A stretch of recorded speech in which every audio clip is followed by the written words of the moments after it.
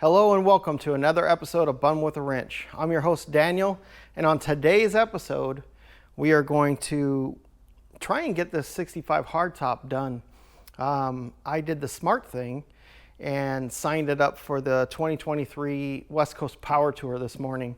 Now it's Thursday, not this Friday, but the next is the Power Tour. So, you know, that's what you do. When you're not done and you need to get it done, you push yourself to get it done by doing something stupid and signing it up for the Power Tour. I'm excited about going. I've always wanted to do one of those. I think it's going to be a great time. Honestly, this car's not too far off. I did build it for the Duct Tape Drags 2023, and I almost made it. I mean, technically, I could have probably taken it, but it would have been an adventure for sure.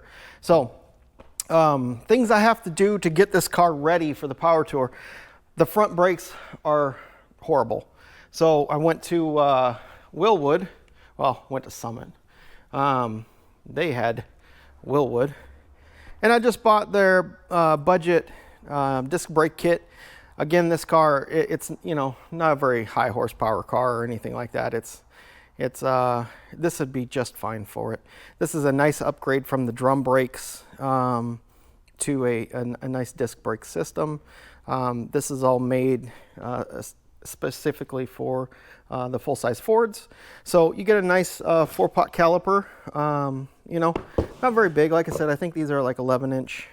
You got your typical rotor. I didn't go for the drilled and slotted or anything like that. On a system like this, that's overkill.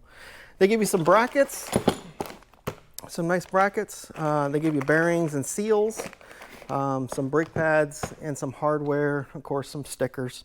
The only additional part that I did have to buy was the brake lines. It does not come with the kit. And mainly the reason for that is they don't know, if they put the kit together, they would have to put specific kits together for specific cars. And so you really need to pick the brake line system that you need for your particular vehicle. So that's why that's that way. So I have those I need to put on the front. I still need to get the booster and the master installed, which I do have. So that's pretty straightforward, not too hard on that one. I just need to measure for the rod that goes into the car that grabs the brake pedal, trim that rod down, and then basically bolt that thing into place. And I'll bleed it on the car. And then really the hard part's just going to be making some brake lines for the front of this thing. So other than that, the motor runs great, drives great, no problems there. I might address the electrical because right now the way I have it set up, there's a switch on the inside of the car that turns the ignition on. Of course, maybe I won't do that because taking it to Vegas, I could always just flip that switch off, stick it up there in the dashboard. You'd never know it was there. And if you tried to steal the car, it wouldn't run. Well, unless you put a 12 volts straight from the battery right there, right to the coil. That's right there. But hey, hopefully they won't see that. I did take the dash piece out of it because it was so sagging down that it was just kind of in the way. So I just went ahead and removed on that. Other than that, the interior is pretty good. I'm going to try and find a seat cover for it. This is the power brakes. And then lastly, I need to jack the back end up. I'm just going to put it in drive and then watch both rear wheels and make sure I don't have a bent axle in the back. If there's a bent axle in the back, I'll just go out to the 65, pull the axle out of that car, check and make sure it's not bent, throw it in this car, and this car will be good to go. Lastly, I'm going to SOS the entire car, try and polish out on it as much as I can to get it to kind of look like that front fender over there. And this thing will be ready to go. The interior is not great, but it's good enough. So it's not nasty. I wiped it down, cleaned it up, vacuumed, all that kind of stuff. Is it a beautiful car? No. Well, yeah, to me it is. But, it's a work in progress. That's what all these shows are about. I'm sure there'll be quite a few other cars there like my car. There's going to be some, 900 horsepower Chevelles and, whatever else there. LS swapped everything. So I mean, that's your typical power tour cars. But I think this will be a lot of fun. So should be a good time. Like I said, I'm going to try and get some stickers made up. I'm going to try and do a windshield banner. It says, you know, bumwithawrench.com. Put it on the back window there. And then I'm going to make a couple smaller stickers, like bumper sticker size, bumwithawrench.com. And stick those maybe on the sides of the fender or something. And then I'll get that power tour sticker, of course, and put that on the windshield. You know, a race car is not a race car unless you got stickers, right? So this is going to be a lot of fun. I got it signed up on the tour, so I'm going to take it on the track. I'm not going to beat it up. You know, I'll pull up on the stage light turns green, smash it to the floor, go down the track. It's probably going to do like a, if I had to guess, this car is probably going to do like a 16-second quarter mile. That'd be my guess. I don't know, maybe it'll go faster than that. Who knows? But maybe it won't make it there at all. I have no idea, but I need to get working on it. So that's what we're going to be doing today. We're going to be putting the front brakes on the car. I got all the parts. I got everything ready to go. Once that's on, then I can go ahead and start addressing the booster. So I'll get the booster installed. I should have plenty of time to do this. I do need to fix the leak on the back of the transmission. That's a simple seal. I have it sitting on the shelf. No big deal there. Sounds like somebody's at my door, so let me go grab that and I'll be right back. All right, so we got this right front wheel off. You'll notice that the brakes on this car are brand new. Everything in here was just done. Let me get you over here so you can see what I'm talking about. So you can see the brake line there, that's all new. The hard line up top is not.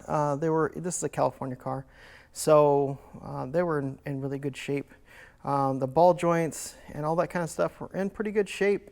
It could probably use a sway bar bushing, but even that's not that bad. This car was pretty clean. Again, remember this is a 54,000 original mile car.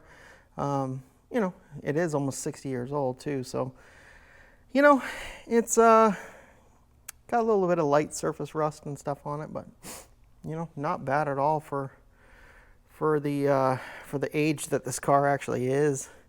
So you see the just light surface rust under here, nothing real crazy. But the brakes in the front, everything's all brand new. So what I'm going to do with these is I'm going to recycle them. And I still have my budget-friendly Restoration 65 convertible. So all of this is going to come off and go right onto that car. So these are all brand new seals and bearings, and everything's all brand new with this. So all this will come off and it'll go onto my 65 convertible, and then that'll have brand new front drum brakes. Of course, I'll have to rebuild the rears, but no big deal. The rear drum brakes on this car, again, are brand new, just like all the flexible lines and everything else are all brand new.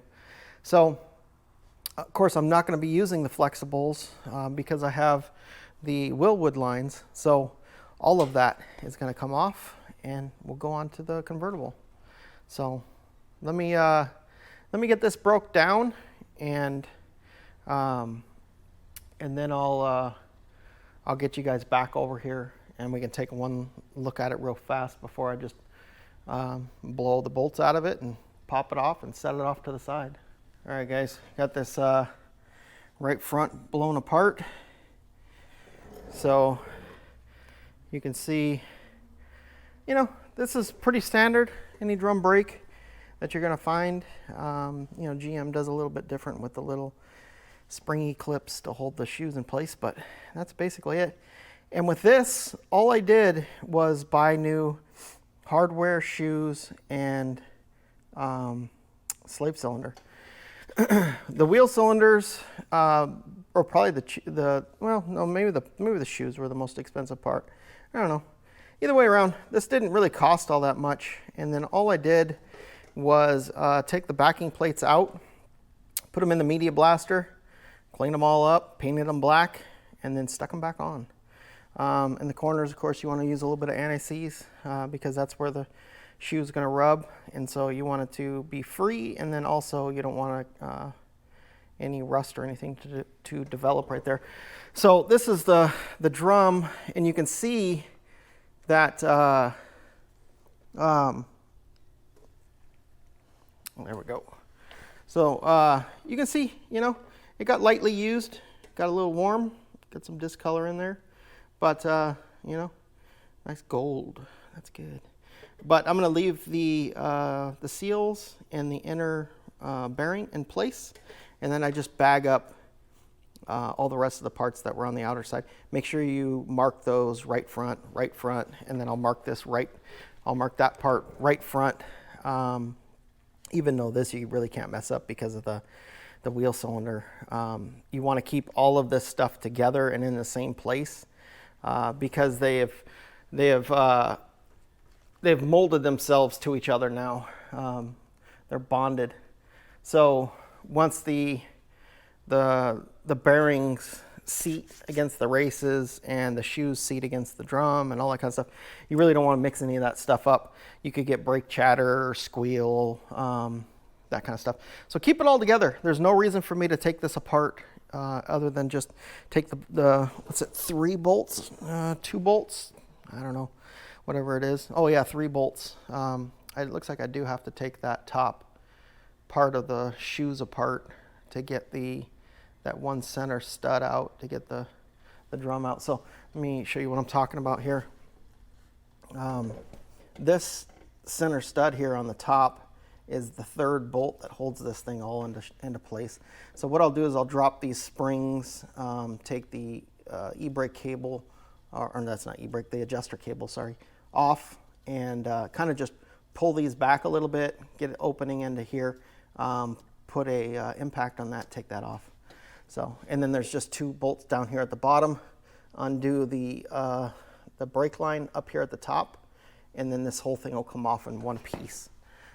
Anything that I take off that's loose, I'll just put into the bag so that everything stays with the right front, left front, left front. So let me do that quick, and then we'll get you guys in here so you can take a look. All right, guys, I wanted to stop real quick and kind of update you on where I'm at with this thing. So, of course, the drum's all completely out. I didn't realize that, I just wasn't thinking. There's this bolt here in the back that holds that whole assembly in place, and it holds that peg that sticks out of the spindle. And of course, they were going to use that in on the new brake. And so, right here is where that whole piece was. Not thinking. I just left it on that. When really all I had to do was pull the bolt off the back from back here and then just slide that whole backing plate off, and it could have stayed as one whole unit. So I guess it pays off to read instructions before you just start blowing stuff apart, but yeah, whatever. Still good. So this was a little bit confusing. Reading the instructions, I don't know who writes instructions, but there's a reason why most guys are just like, throw them in the trash can, because they are just impossible sometimes. But with this, being brakes and everything else, of course you want to slow it down and just kind of go through it. If I would have read the instructions right off the bat, I would have just taken that bolt out and this would have popped right off. Either way around, no big deal. So this is pretty straightforward and simple. This bracket comes pre-assembled with basically these 2 bolts.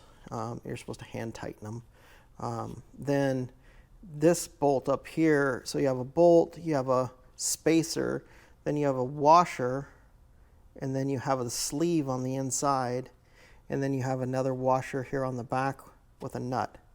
And they give you a bunch of these spacers here on top, not the spacer, sorry, the washer right there, that thick shim, I think is what they call it. So they give you a bunch of those. So I'm thinking that they want you to build the brakes and then make sure that the caliper is actually sitting square to the rotor. And if it's not, then you can add or remove shims to accomplish that, so that it fits square to the rotor. Of course, you'd want that because if it was kicked just a little tiny bit, when you applied the brakes, the pads would wear extremely uneven and very fast. So it's a pretty neat kit so far, Pretty straightforward. So this is definitely something you could do on the weekend in your driveway. So let me, now it wants me to pack all the bearings and install the rotor. So I'm going to go ahead and do that. All these are loose. So these are just hand tight, hand tight, hand tight. This one, because it's a locking nut, I couldn't hand tight it, but it's loose still. They want you to fit everything first and then go back and lock tight everything, which makes sense. So let me get that done real quick, and we'll see if we can get this side buttoned up pretty quick. All right, guys, the right side of the vehicle is done. Finally, I can put the stamp of approval. Finished. No more needed. Let me get you in here so you can take a look at this. So it's pretty basic, you know, nothing real crazy about this brake setup. It's your typical front disc brake. So this is your normal sized rotor. Everything fits exactly the way you think it would. The only bit of struggle that you actually have is mounting their caliper mounting bracket here. Because there's so many different vehicles, this caliper is kind of universal. The bracket's kind of universal between a lot of different models. You have to shim it to get it to that center point.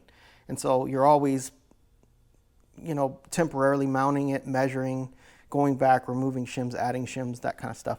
So it takes a little bit of time to get it right, but you do want to make sure that you get this caliper centered in the on the rotor there, which it is nice and centered.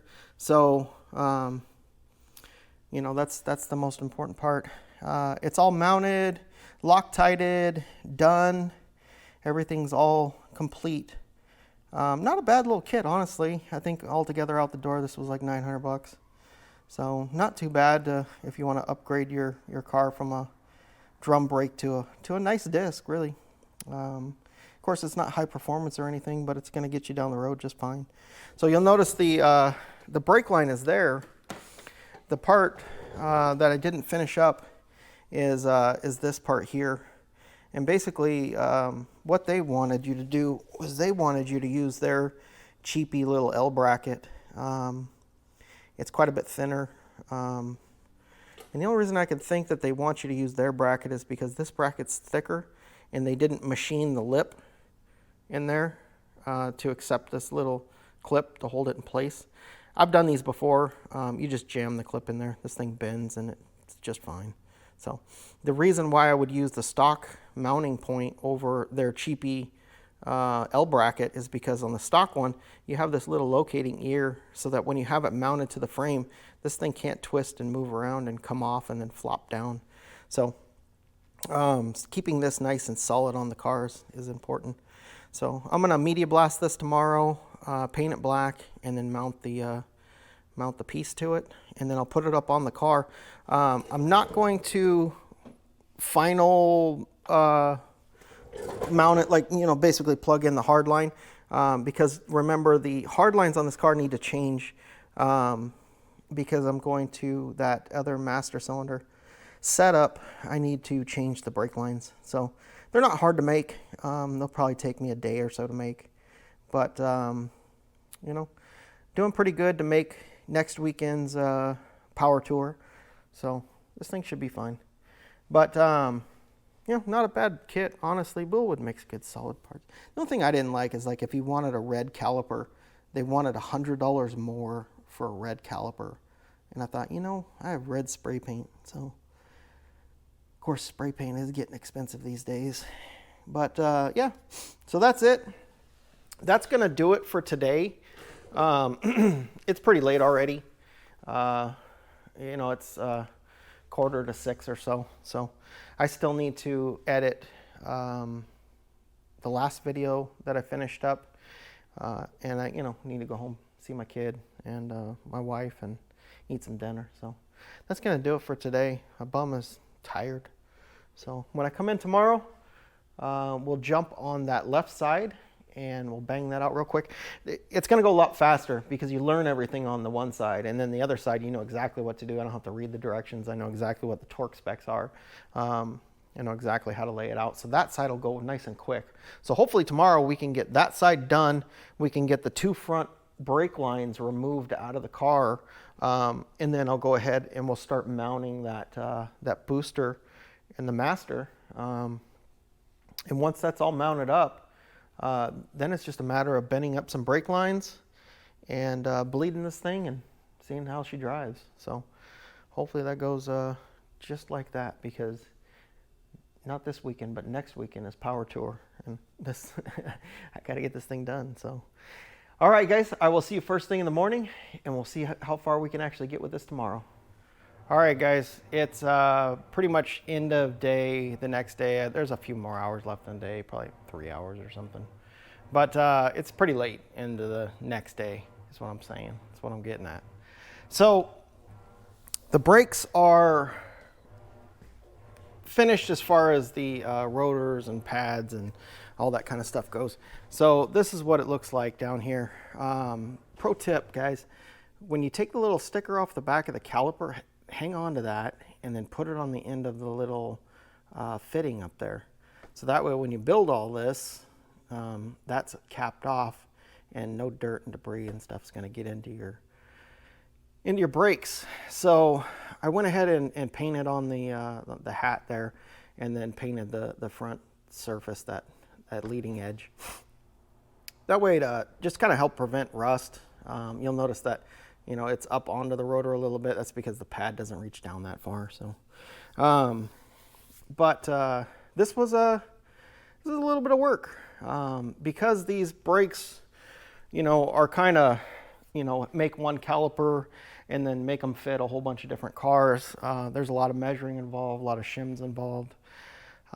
So, and of course, you want to make sure you go through that real well, because all those measuring and all that kind of stuff centers that caliper on that rotor. That way, when you apply the brakes, both the inner and the outer pad are gripping at the same time. So that it's an important process to go through that step and make sure you get that done right. So what I've been doing and busting my knuckles on is actually removing the brake lines for the car. I'm down to the last couple there on that distribution block. That one you see right there in front of you coming down the frame, right there. That one is for the rear brakes, and it is pretty much stuck. I was going to try some heat and some fluid and stuff, but honestly I'm just fighting it for no reason, because I'm not going to use it. So there's no point in fighting it. I'm just going to cut it off, take that distribution block off of there, and then now before I go to do the brake lines, I want to install the brake master, because as you're running those lines, you need to know where they're going to terminate. So I need to look at the proportioning valve and see if I have to run a distribution block as well as a proportioning valve, all that kind of stuff. So I need to get that booster in now. I'm going to go ahead and just crack that line going to the rear, chop that off. The one on the other side goes to that right front, and I'll just go ahead and take the bolt out of the bracket that holds that distribution block and remove that whole thing as one big piece. And then if I need to, I can always take it apart off the car. But this has been a little bit of a challenge, I gotta say. But I'm getting there. So one of the things I did do was I made a list of all the things that I need to get done to the car before I go on Friday. So upgrade the front brakes, I'm on that right now. Install the power brake booster and master, that's coming up right now. So I'm about ready to put the front wheels back on the car and start installing this booster and master. Run new brake lines, obviously that'll be after this. Check axle run out, so I want to check the run out on the rear axles, make sure none of them are bent. Then I'm going to pull the 7-liter off the hoist for a minute and put this on so that I can service the transmission, change the tail shaft seal, and just do a basic gasket and filter change on this thing. I'm going to replace the intake manifold. I've been meaning to do that. I don't know if you remember a while ago I was talking about how this thing makes a weird whistling noise. It's either this transmission or this intake manifold, but I'm going to service the transmission and change the intake manifold. So if anything whistles after that, man, I don't know. But I'm pretty sure the intake manifold needs to be replaced. So yeah, I have another one. I've been meaning to do it, so I'm just going to do it. I want to pull the spark plugs out and read them. I haven't done that since I've built the motor. So I want to pull the spark plugs out. I'm going to read them, take a look at them, see what they need. They're probably going to tell me they're running really rich. That's what they're probably going to tell me based on how it smells at the tailpipe. The carburetor on it, I believe it's a 650 double pumper. I might jet it down. I might just leave it alone because going up to Vegas will be up in altitude. So actually I'd need to jet it down more. Altitude, less air, less fuel. If you already have more fuel at sea level and you go up in altitude, then you got way more fuel and you'll be running really rich. So I don't know, maybe I'll jet the carb, I don't know. But for now I need to pull the spark plugs out, read them, and then possibly change them. Well, I'm going to change them, either go up or down in their heat range, depending on what I'm seeing. The positive battery cable is broken from all the times that I put it on, took it off, put it on, take it off. So I need to change the positive battery cable.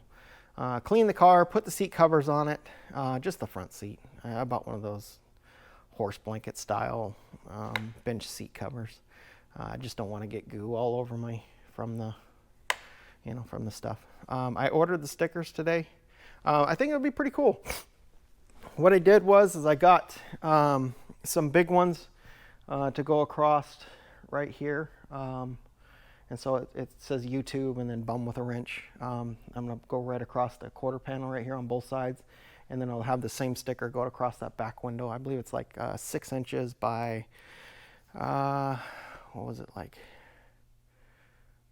4 feet, 3.5 feet. I think it was 3.5 feet. So it'll be a bit on there on the quarter panel. For shits and giggles, I might just throw a Willwood sticker on there, and I think I have a mile, and I have a whole pile of stickers. Maybe I'll just sticker up the quarter panel or the front fender like a NASCAR or something. I don't know. Just gonna play with it. Buddy of mine gave me a KNAC sticker. If you're Californian, you know KNAC. Back in the day, that you see a classic car like this on the road, and kind of beat up, you'd expect to see a KNAC sticker on it. So I'm thinking about throwing that in the back window.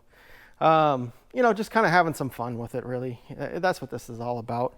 Obviously it's not a show car. If I was I was kind of thinking to myself, man, I should have really jumped on the Camaro, because that would have been such an awesome power tour car. Maybe next year, I don't know. But I mean, when I'm out there, let's count how many first gen Camaros with LSs are in there. So I think this one's going to be a little more unique. But I mean, still, that would be a lot of fun. And nothing against the guys with the first gen Camaros with the LSs. And I'm just saying they're kind of all over the place. But so yeah, that's where we're going. That's what we're doing. I kind of went through some of these videos last night and noticed that I got quite a bit of video just on these doing these front rotors and stuff. So I think what I'm going to do is I'm going to end this one here and then pick up that next video will be the booster. And basically what I'm going to do is I'm going to call this series of videos preparing for the 2023 Power Tour, West Coast Power Tour. I think that's how I'm going to label these. So which you probably already know that because you've clicked on it and you're watching it. So I'm just, that's the way I do stuff. I just think out loud. So, but I think this thing's coming along good. It's Friday today. I got a few more hours left in the day. I'd love to come in and work on it tomorrow, but the neighbor was complaining about bushes in her yard that came over the fence. So I got to trim bushes tomorrow.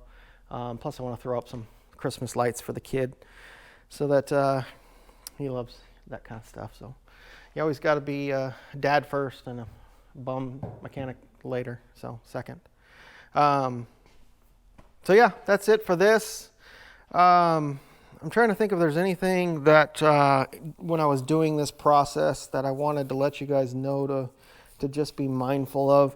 I mean, obviously when you're down here and you're putting in the flexible brake lines, be mindful of the stopping block, that kind of stuff. So you want to turn your wheels all the way left to right, so that you're checking to make sure that those brake lines aren't going to get caught up on anything. I think there was something else too. Yeah, I don't know, can't remember. I was just kind of really head in the game on this one because it was really time consuming. I mean, later when you go to work on it and just change the rotor or change the pads, it's just as easy as a brake job. But when you're putting it on for the first time, you're taking that old drum brake junk off and you're putting this on. It's so much measurement, so much everything. I knew there was a couple things that I wanted to tell you guys to keep an eye out for when you do these, but can't remember now. I think the biggest thing is just put that sticker up top. I mean, it's a dumb pro tip, but hey, keep that dirt out of the brake system. So I think that's gonna do it for this episode. Again, thank you guys so much for watching. I hope to see you out on the power tour. If you do see me and I'm out driving, honk, wave, flash your lights, do whatever. I'd love to see you guys out there. I didn't print up enough stickers for me to bring any, plus these are really big kind of banner stickers and you don't want to put those on your car. So I'm going to make up some other stickers. So again, if you do want those, probably the best thing to do would be to just send me an email at daniel@bumwithaWrench.com and just give me your name, address, and I'll mail you a sticker.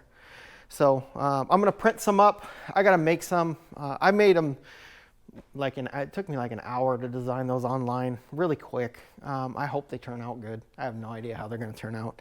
I figured just throw something on there. But if you guys want a sticker, email me and I'll mail one out to you. Other than that, thank you guys so much for watching. If you haven't already done so, as always, please like and subscribe. And until next time,